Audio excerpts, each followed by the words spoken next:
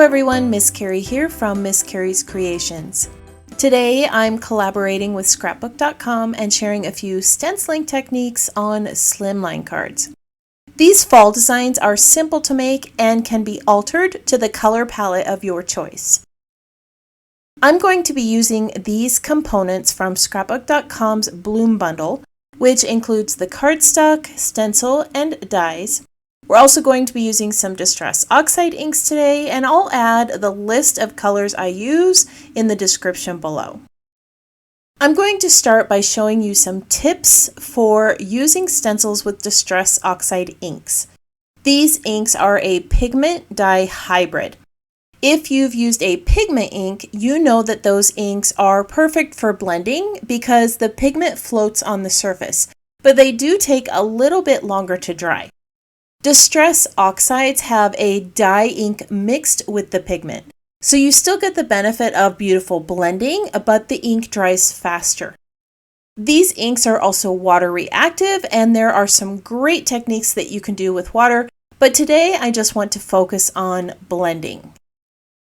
There are a few tools that you can use for blending inks. I like to use brushes and blenders. The brushes give you a softer look, while the blenders tend to give a more saturated look. Today I want a saturation of color, so I'm going to be using the blenders. Before I get into the blending of color, I want to show you some stencil basics. I have a piece of rose-colored cardstock here, and I'm going to attach the stencil to the cardstock using some low-tack tape. I like using this mint tape or post-it tape, but there are many other options out there. Securing the stencil to the backside is going to prevent that cardstock from moving. Now I want to make sure that the stencil is secure in place, and I like doing this with a magnetic board. The magnetic board is easier for me because I can rotate the project while I'm working. I'm going to use the blender tool to add the ink to the cardstock. These blenders hold quite a bit of ink, so you always want to start off the edge of the project, or you can dab them in the lid of the ink before you start adding some color to the stencil. I'm using a light touch as I blend this ink across the stencil. I can always come back and add another layer of ink if I want a more saturated look, but it's much harder to remove any color if you add too much in the first layer.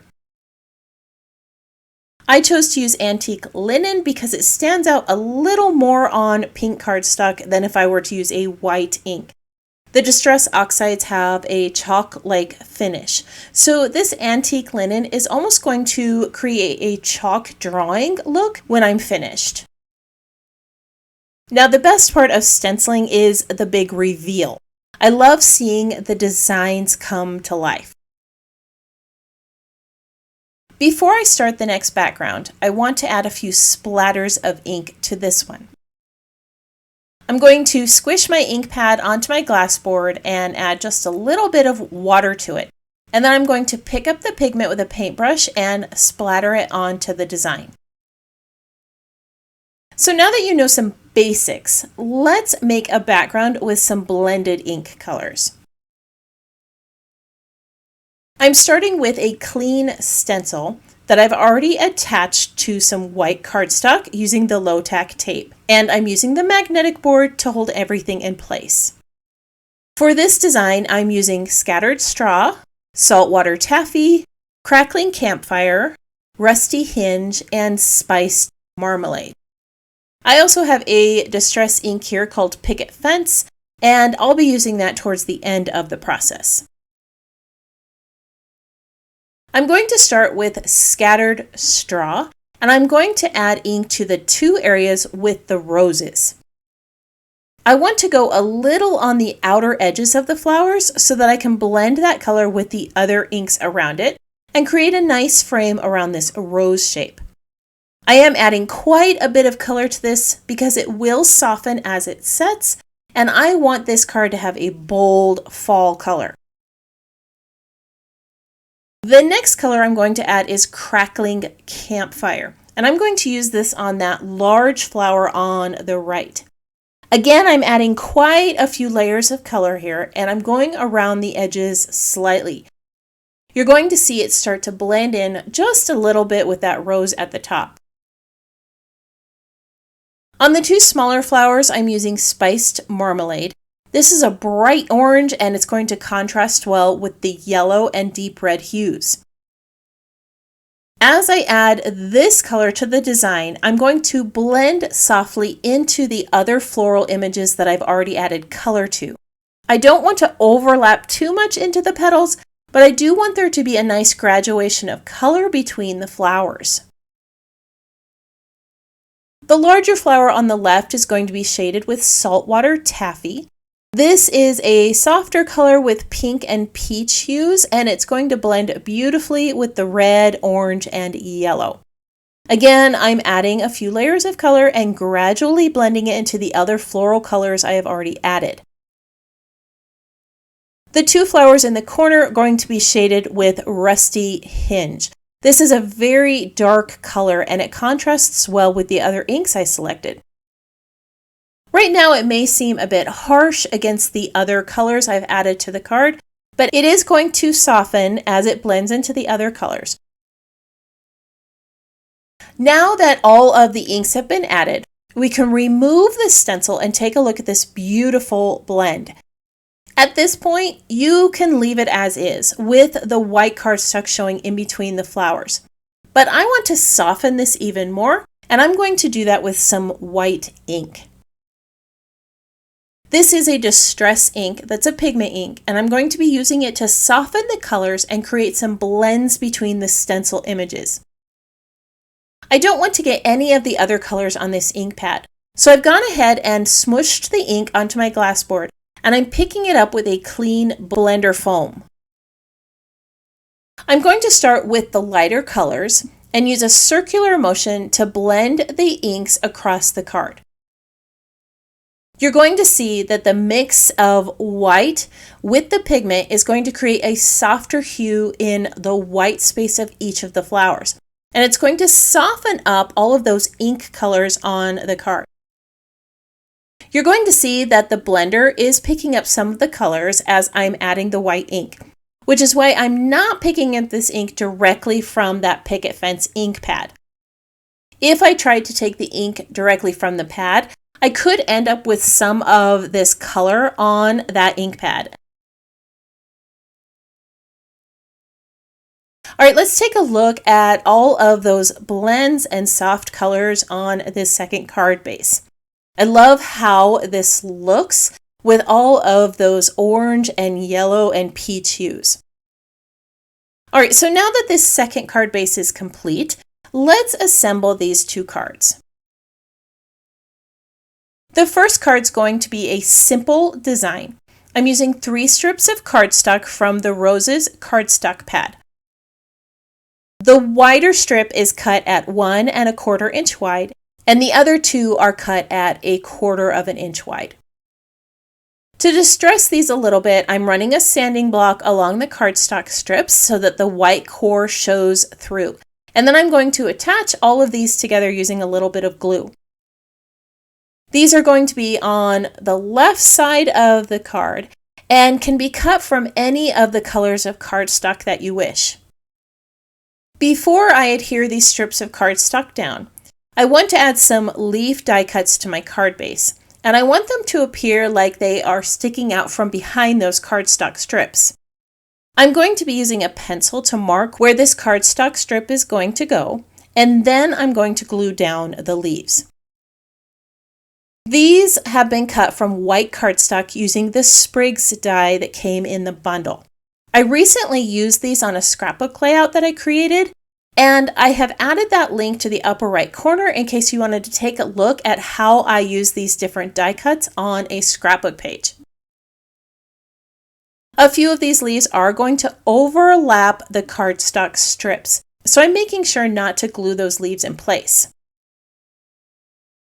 Once all of the sprigs are glued in place, I can add that cardstock strip. Now you're going to have to do this very carefully if you're wanting some of those leaves to overlap the cardstock. I almost felt like I didn't have enough hands here trying to hold up the leaves and stick down the cardstock strips, but it eventually worked out just fine. And then I went ahead and glued those leaf layers over the cardstock. To add a little bit of texture, I did wrap some white twine around this. You could also use some ribbon or some stitching. I'll probably end up adding some stitching to this later on. I have placed this down onto a white card base, and I'm going to finish off the card with a vellum butterfly and some pops of color. This butterfly was cut using that Slimline Spring Floral die. I'm going to layer 2 of them together here, and then I'm going to add some snowflake pops of color dots onto the background. Now, if you've never used pops of color, I do have a little tip for you that I learned in one of the scrapbook.com videos.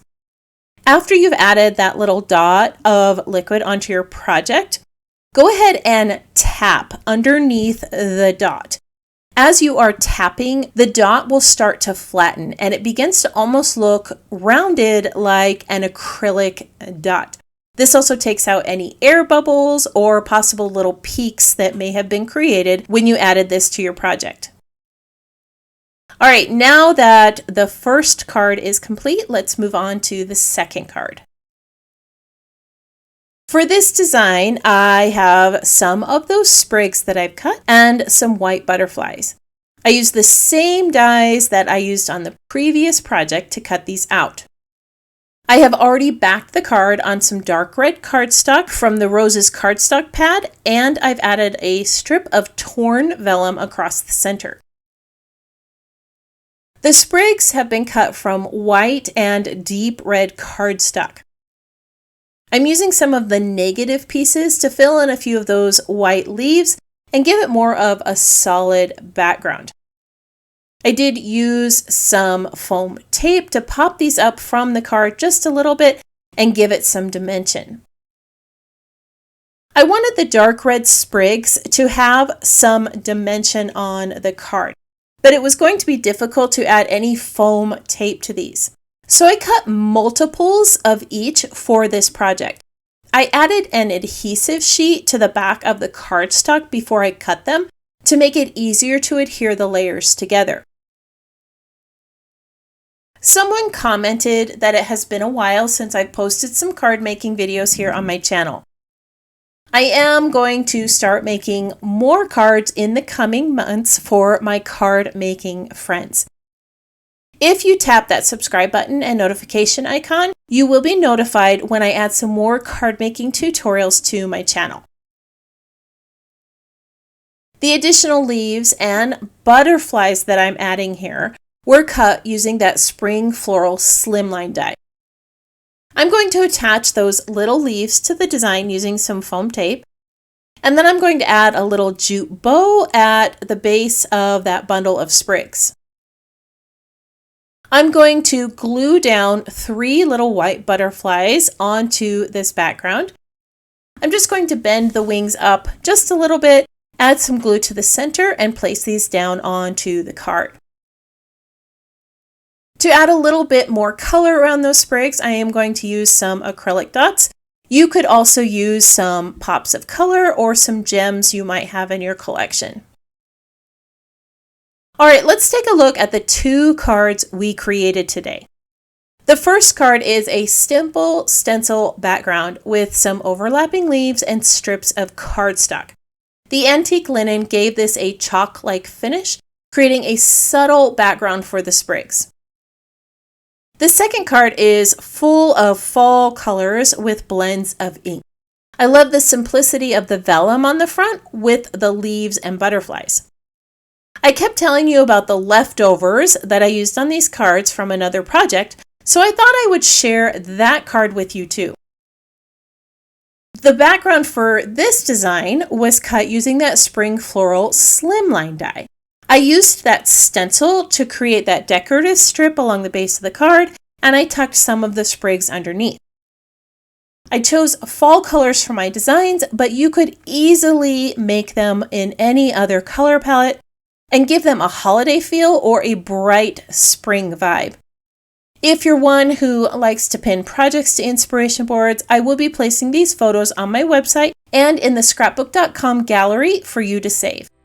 I want to thank you for joining me today. I hope that you were inspired to try something new with your stencils.